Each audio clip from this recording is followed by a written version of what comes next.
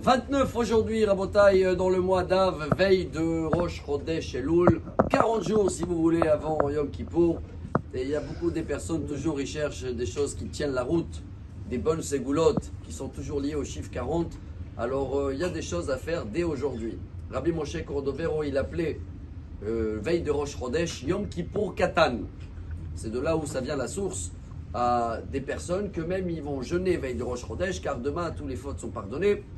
Et Rabbi Moshe Cordovero, c'est le maître du Harizal, 500 ans pratiquement en arrière.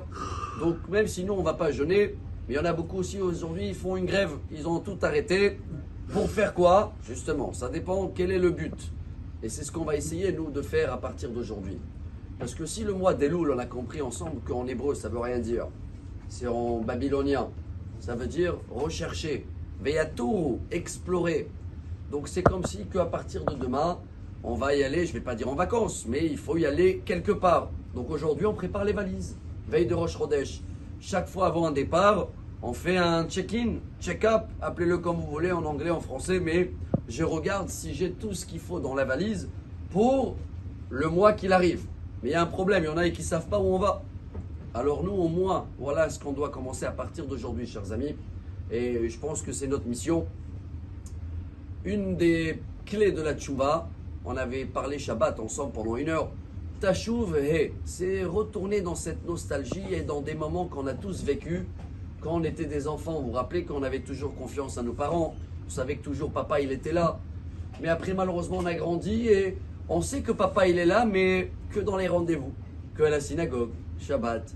Mais papa il est là toute la journée. Pour tous ces moments-là où on a oublié ça, où on est devenu trop des grands enfants, on doit commencer dès aujourd'hui à avoir cette nostalgie et de se rappeler, j'aurais dit même, de l'année là, de l'année dernière. Il y a des moments où on se sent tellement attaché. Et voilà ce que je pense que chacun de nous doit s'engager dès aujourd'hui, Rabotai. On a 40 jours, voilà la meilleure ségoula, ce qui dit le Ravarouche. C'est quoi la meilleure teshuva qu'on peut faire dès maintenant? Il y a des engagements, il y a des efforts, chacun y connaît. Et il ne faut pas faire des choses waouh, hein. Prends pas des choses grandes que tu ne vas pas tenir la route. Il vaut mieux de commencer des tout petits engagements. Ah, je m'engage à étudier 3 minutes dans la nouvelle année, dans le nouveau livre, peu importe quoi, mais quelque chose que tu peux tenir.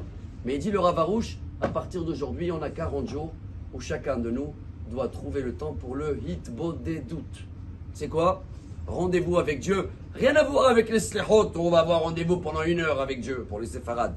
Mais est-ce qu'on peut donner, lui demande 1 heure, chacun, quelques minutes. Est-ce qu'on peut donner, à partir d'aujourd'hui, quelques minutes au moi et papa, on est tête à tête et on parle. Pas que les textes que tout le monde font, ça on va le faire, mais des paroles entre nous, le remercier un peu, faire un petit bilan, le dire que voilà, on était peut-être plus ou moins en contact.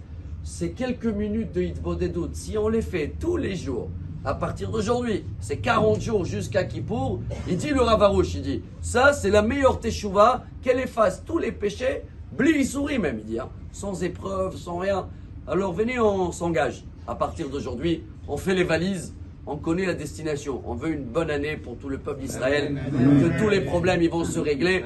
Alors pour cela, je m'engage 3 minutes ou quelques minutes par jour. Je parle avec Dieu, je vois qu'est-ce que je peux rajouter dans le menu, dans la valise de la nouvelle année. Et comme ça, Bezrat Hashem, on va avoir tous un très bon mois de Rosh Chodesh où tous les fautes de toute l'année, ils vont être pardonnés et on va avoir que des Nissim Veniflaot. Yom Mevorach, Amar Rabbi Elazar.